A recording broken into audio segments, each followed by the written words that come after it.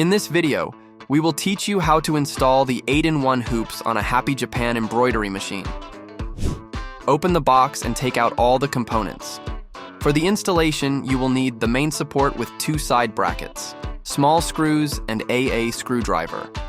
Attach the brackets at this height on each side, leaving some free space at the top. Make sure they are positioned correctly. With the machine turned off, move both arms toward the center for installation. Using the screwdriver, remove the screws from each arm and adjust them 2 spaces toward the center.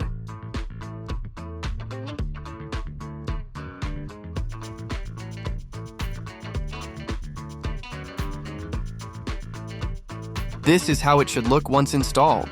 Now, place the main bracket onto the machine arms and secure it firmly. Slide the hoop into the bracket until it clicks into place. Adjust the clamping system to ensure the hoop is securely fastened. Turn on the embroidery machine. Go to the hoop selection menu on the control panel. Select the non-registered option to allow free positioning.